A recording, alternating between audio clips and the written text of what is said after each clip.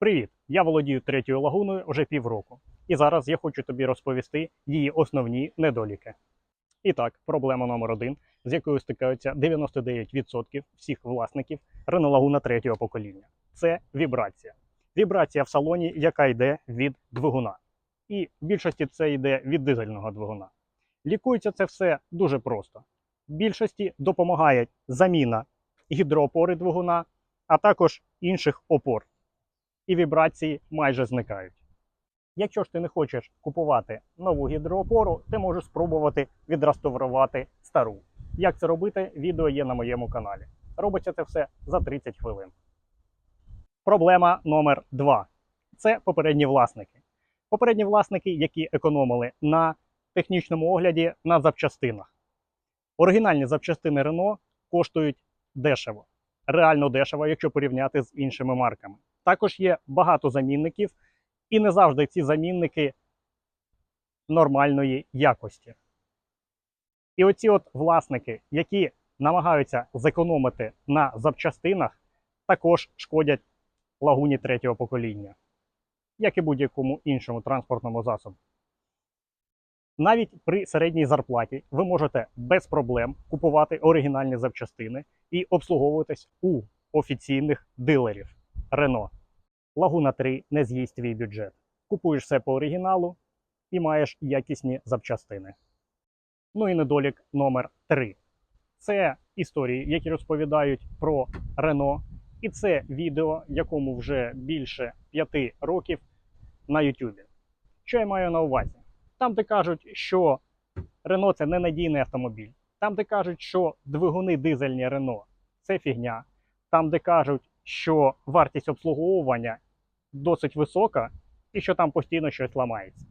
Це все неправда. З мого власного досвіду, а також спілкуючись з іншими власниками Renault Laguna третього покоління, я зрозумів, що дизельні двигуни тут – це топ. М9R 2-літровий – це взагалі комерційний двигун.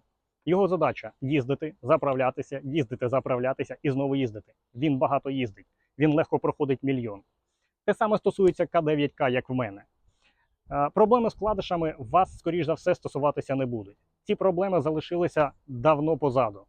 Цей двигун багато разів модернізували, і все, що там розповідають в інших відео на YouTube, що мають проблеми з вкладишами, на третій лагуні цієї проблеми майже немає. Тобто вона є, але на тому самому М9R вона так само є. Вона є, в принципі, на будь-якому дизельному двигуні, який нормально не обслуговується. Проблема номер 4 – це пробіг.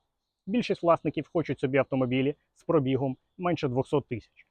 І, звичайно, перекупи або ті, хто продають автомобілі, зроблять вам і 200, і 150, і навіть 100 тисяч.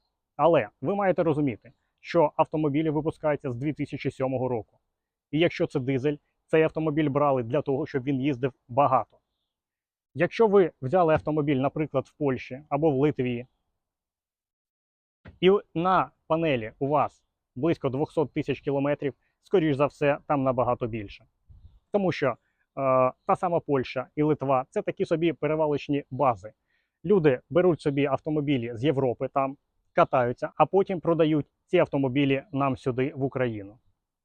Якщо ж ви хочете взяти автомобіль з нормальним пробігом, вам потрібно або дуже постаратися, щоб знайти такий автомобіль в Україні, або шукати такий автомобіль в Європі. Але шукати не в Польщі і не в странах Балтії. Це має бути або Німеччина, або щось північніше. Там ви зможете знайти реальний невеликий пробіг. То що ми маємо? Даний автомобіль має не більше проблем, ніж будь-який інший. Я б навіть сказав, їх менше. Плюс ти можеш купувати дешеві оригінальні запчастини і обслуговуватись у офіційного дилера. І це не буде сильно бити по твоїй кишені. Розхід в тебе буде, скоріш за все, 7 літрів на 100 кілометрів. Не думай, що в тебе буде 4 або 5 літрів. Так, на трасі можливо, але ніяк не в місті. Ну ось по недолікам і все. Їх не так вже й багато, як про це пишуть або розповідають в інтернеті. Дякую за перегляд.